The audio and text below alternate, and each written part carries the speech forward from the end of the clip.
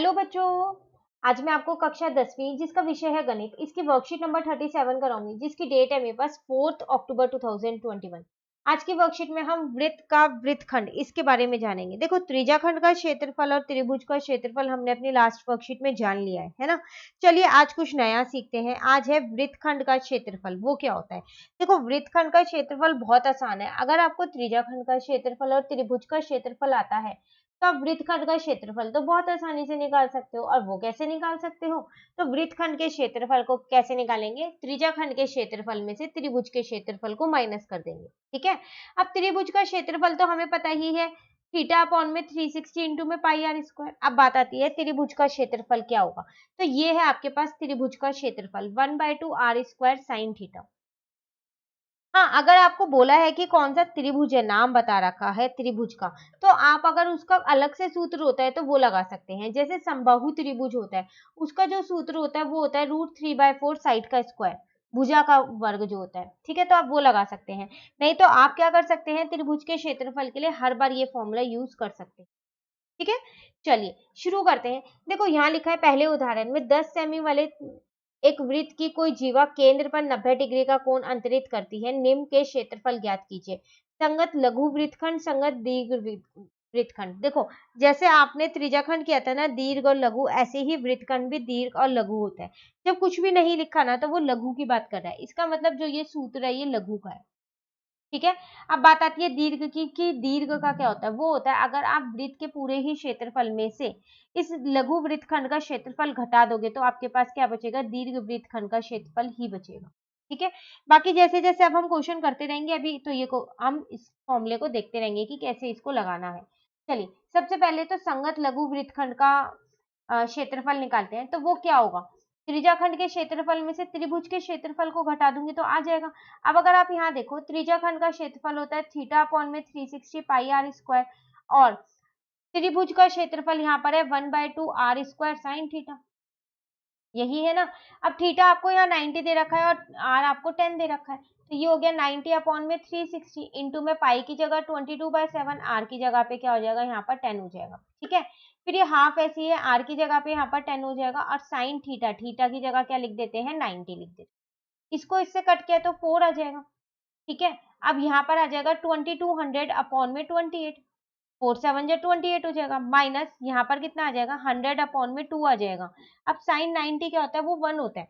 तो हमेशा याद रखना, जो त्रिकोणमिति है ना, वो किसी भी चैप्टर में लग सकती है। तो ये आपको तालिका जो थी आपके पास, टेबल जो थी साइन 90 साइन 60 की, वो सारे मान आपको अच्छे से याद होने चाहिए।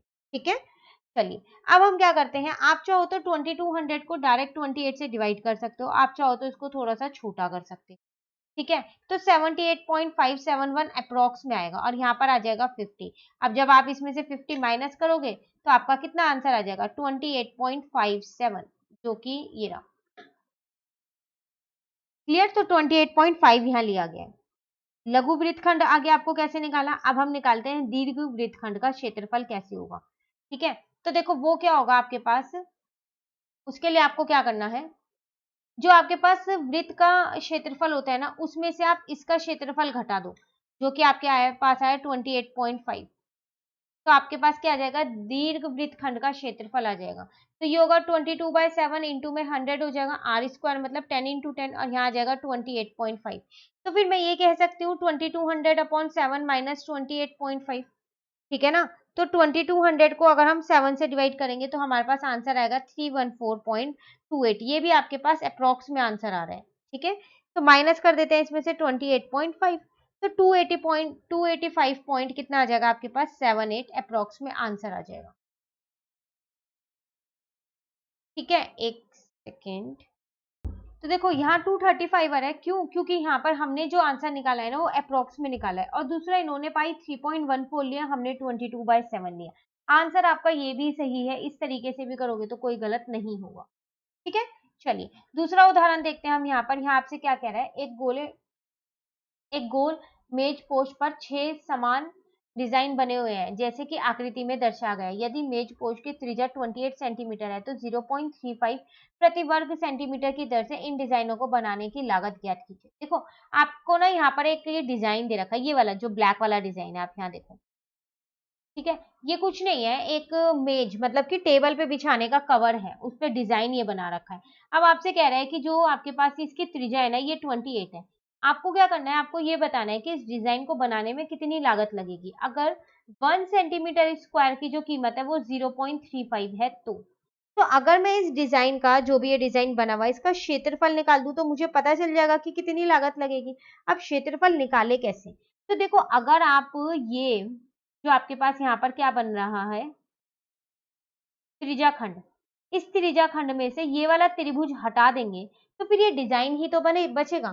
तो एक डिजाइन का क्षेत्रफल निकल जाएगा और 6 से गुना कर दूंगी तो 6 डिजाइन का क्षेत्रफल निकल जाएगा। ठीक है ना? तो इसका मतलब ये तो मुझे पता चल गया कि क्या करते हैं, क्या करना है हमको यहाँ पर, त्रिज्याखंड के क्षेत्रफल में से त्रिभुज का क्षेत्रफल घटाना है। अब बात करते हैं, जब अगर हम त्रिज्याखंड का क्षेत्रफल देखें, वो होता है हमारे पास यहाँ पर, अगर मैं यहाँ लिखूं उसको, तो वो होता है मेरे पास थीटा अपॉन में 360 इंटू में पाई आर स्क्वायर। और त्रिभुज का क्षेत्रफल भी हमारे पास 1/2 आर स्क्वायर साइन थीटा होता है।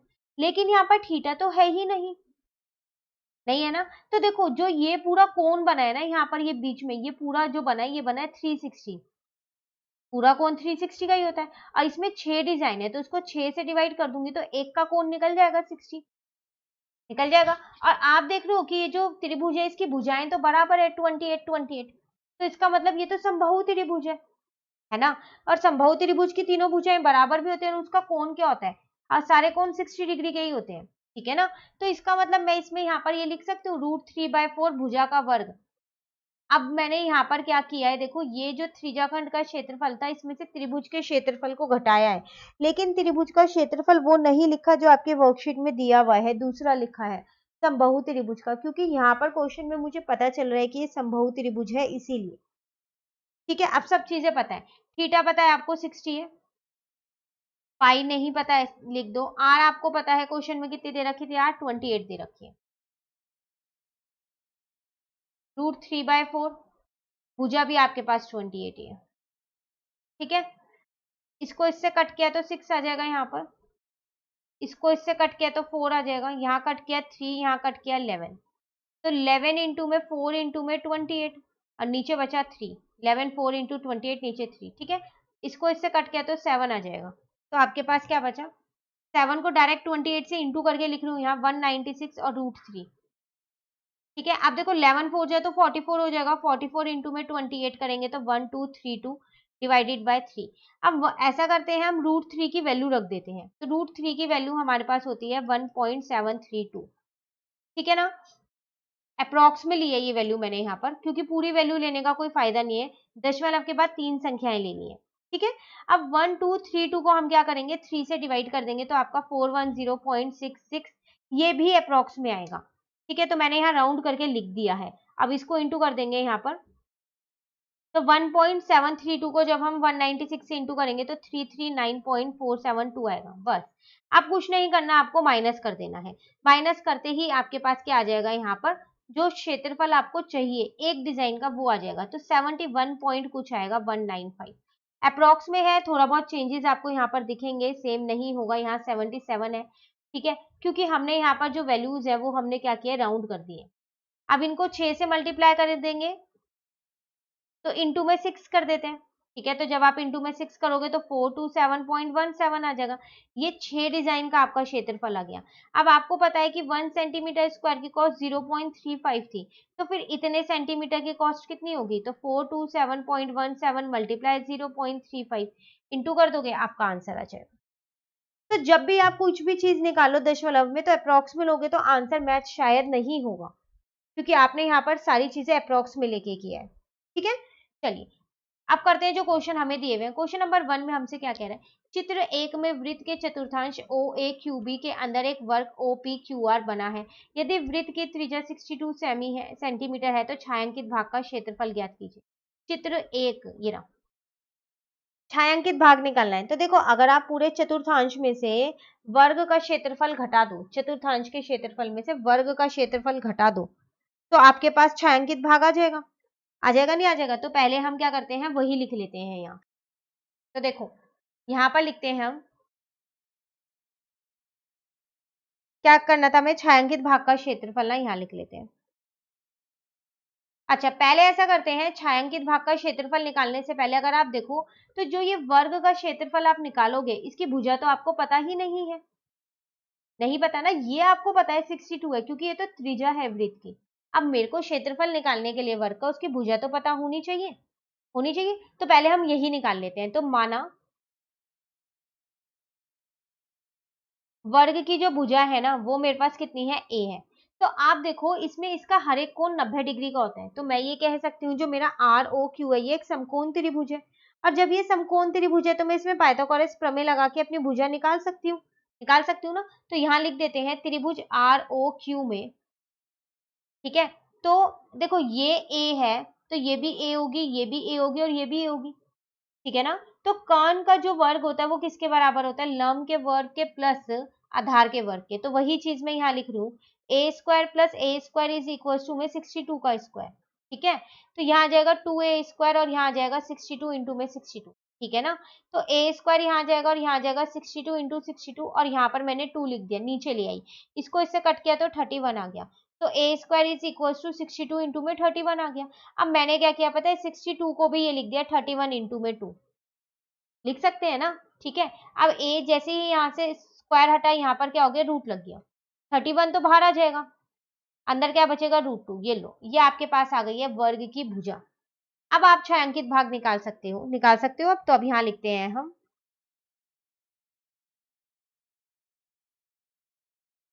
छायांकित भाग का क्षेत्रफल,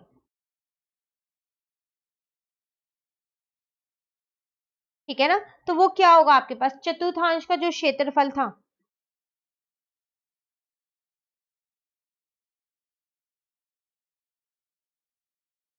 उसमें से क्या कर देंगे, क्या घटा देंगे हम, वर्ग के क्षेत्रफल को घटा देंगे, ठीक है। अब चतुर्थांश का क्षेत्रफल होगा क्या, ये वृत्त का 1/4 है, तो वृत्त का क्षेत्रफल होता है पाई आर स्क्वायर, 1/4 मतलब 1/4। वर्ग का क्षेत्रफल मतलब क्या होता है, भुजा का, भुजा गुना भुजा, ठीक है। तो ये 1/4 ऐसी है, पाई की जगह 22/7 रख दिया और आर मुझे क्वेश्चन में पहले से ही गिवन था 62, तो 62 इंटू 62 कर दिया। भुजा मैंने अभी निकाली है 31 √2 इंटू में 31 √2, ठीक है। अब जो कट हो रहा है आप उसको कट कर दो, इसको 2 से कट किया, इसको 2 से कट किया, 11 आ गया, 2 से इसको कट कर दिया, 31 आ गया। तो 11 इंटू में 31 इंटू में 62 बचा और यहाँ पर 7 बचा, ठीक है। अब √2 को √2 से इंटू कर देंगे, ठीक है ना। उसके बाद क्या करते हैं, 31 को 31 से इंटू कर देते हैं, तो 961 आ जाएगा, √2 को √2 से किया तो 2 आ जाएगा, ठीक है। यहाँ तक 11 इंटू में 31 करेंगे, इंटू में 62 करेंगे, तो आपका आंसर 21142 आएगा, डिवाइडेड बाय 7 ऐसी है। अब 961 को आप क्या करो, 2 से इंटू कर दो तो 1922 आ जाएगा, क्लियर यहाँ तक। अब आप क्या करो, 21142 को 7 से डिवाइड कर दो, तो ये अप्रॉक्स में आएगा आपके पास डिवाइड करने के बाद 3020.28, ठीक है। उसके बाद अगर हम देखें तो माइनस में यहाँ है 1922, अब इसमें से क्या करते हैं हम, 3020.28 में से 1922 को माइनस कर देते हैं, तो आपका आंसर 1098.28 सेंटीमीटर स्क्वायर आ जाएगा। ये आपका छायांकित भाग का क्षेत्रफल आ गया है, क्लियर। चलिए क्वेश्चन नंबर 2 पे आ जाते हैं। कह रहे हैं चित्र 2 में छायांकित भाग का क्षेत्रफल ज्ञात कीजिए, जहां वर्ग एबीसीडी के शीर्षों ए बी सी तथा डी को केंद्र मानकर खींची गई चापे भुजाएं A B B C C D और डी ए के मध्य बिंदु क्रमशः पी क्यू आर तथा एस पर दो दो के जोड़े में काटती हैं तथा वर्ग की भुजा 12 सेंटीमीटर है, ठीक है। ये है आपके पास आकृति, आपको ये छायांकित भाग निकालना है। ये जो एस पी क्यू आर है ये मध्य बिंदु है इन भुजाओं के, ठीक है। तो देखो अगर आप वर्ग का क्षेत्रफल निकाल लो इस पूरे का, ठीक है ना, और इन चार त्रिज्या खंड के क्षेत्रफल को उसमें से घटा दो, तो आपके पास छायांकित भाग का क्षेत्रफल आ जाएगा, आ जाएगा ना। अब वर्ग का क्षेत्रफल तो चलो आप आसानी से निकाल पाओगे, क्यों, क्योंकि आपको यहाँ पर भुजा पता है 12। अब बात आती है कि त्रिज्या खंड का जो क्षेत्रफल है वो कैसे निकाला जाए, क्योंकि त्रिज्या खंड का क्षेत्रफल के लिए मुझे क्या चाहिए होता है, थीटा पता होना चाहिए, थीटा अपॉन में 360 इंटू में पाई आर स्क्वायर, यही है ना। तब वो कैसे निकालेंगे, तो देखो ये वर्ग है, इसका हर एक थीटा जो है ना, यहाँ जो कोण बन रहा है ये 90 डिग्री का होता है, तो मिल गया एक तरीके से मैं ये कह सकती हूँ, ठीक है। तो चलिए कैसे करेंगे, अब इसको यहाँ लिखते हैं। तो सबसे पहली बात तो हम यहाँ पर लिख लेते हैं छायांकित भाग का क्षेत्रफल,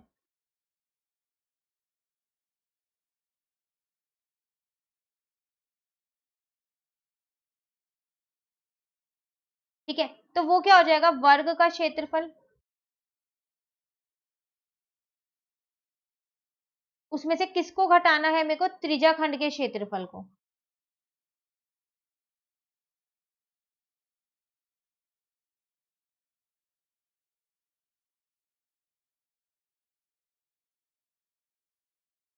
अब वो भी एक नहीं, 4 त्रिज्याखंड के क्षेत्रफल को, तो 4 से इंटू कर दिया, ठीक है। तो ये हो जाएगा आपके पास भुजा गुना भुजा, सिर्फ सूत्र लगा रही हूँ अभी और कुछ नहीं कर रही।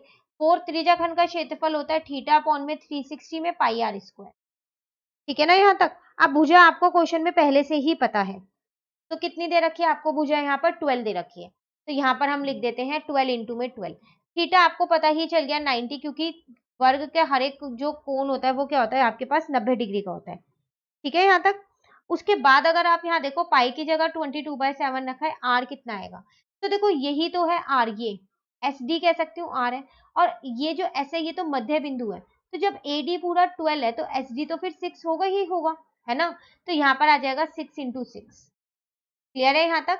तो ये हो जाएगा आपके पास 144 माइनस, इसको इससे कट किया 4 आ जाएगा, इसको इससे कट किया 1 आ जाएगा, ठीक है। अब यहाँ बचा 22/7 इंटू में 36, तो 144 माइनस आप क्या करोगे, अब 22 को किससे इंटू कर दोगे, 36 से इंटू कर दोगे, तो 22 इंटू में 36 आपके पास 726 आएगा, डिवाइडेड बाय 7 ऐसी है। अब पहले इसको ही डिवाइड कर लेते हैं, तो यहाँ पर आ जाएगा 144 माइनस 103.71। बस अब आप क्या करो, 144 में से 103.71 को माइनस कर दो, तो 40.29 आपका सेंटीमीटर आपका आंसर आ गया, छायांकित भाग का क्षेत्रफल, ठीक है। चलिए आ जाते हैं क्वेश्चन नंबर 3 पे। कह रहा है चित्र 3 में केंद्र O वाले वृत्त के त्रिज्याखंड OAP जिसकी केंद्रीय कोण कोण थीटा दर्शाया है, AB त्रिज्या OA पर लंब है, OP को बढ़ाने पर B पर काटती है, सिद्ध कीजिए कि छायांकित भाग का परिमाप ये होगा। यहाँ आपको कुछ सिद्ध करना है, देखो ये आकृति है, छायांकित भाग ये रहा, इसका परिमाप आपको ये सिद्ध करना है। परिमाप का मतलब क्या होता है, जितनी भी भुजाएं हैं उनका वर्ग कर दो, उनका क्या कर दो, योग कर दो, यही होता है ना। तो छायांकित भाग का क्षेत्रफल निकालने से पहले अगर आप ध्यान से देखो, यहाँ पर जो आपको सिद्ध करना है उसमें टेन थीटा और सेक थीटा है ना। तो ऐसा करते हैं, पहले हम इनके मान यहाँ पर निकाल लेते हैं। तो देखो अगर आप देखोगे ना यहाँ पर कि टेन थीटा कितना होगा, तो टेन थीटा के लिए आपको क्या करना पड़ेगा, पहले यहाँ पर साइड में लिखना पड़ेगा, पंडित बद्री प्रसाद हर हर बोले। जब भी ट्रिग्नोमेट्री त्रिकोणमिति का कोई सा भी क्वेश्चन आए तो आपको यही करना है, ठीक है। तो अब अगर मैं अपना टेन थीटा देखूं तो वो मेरे पास क्या होता है, पी अपॉन में बी होता है। तो टेन थीटा यहाँ से ही तो देखेंगे थीटा, पी में अगर देखूं तो इसके सामने वाला पी है, तो ए बी आ जाएगा, ओ में ओ ए आ जाएगा, ठीक है। तो मैंने यहाँ लिख दिया tan theta is equals to A B upon में ओ ए, ठीक है। ओ ए मुझे क्वेश्चन में आर गिवन है, तो मैंने ओ ए की जगह ना ओ ए का मान रख दिया है फिर, और यहाँ से मैंने क्या किया, ए बी का मान निकाल लिया, तो वो आ गया मेरे पास आर टेन थीटा, ये भी आगे काम आने वाला है हमारे को, ठीक है। इसको मैंने 1 मान लिया।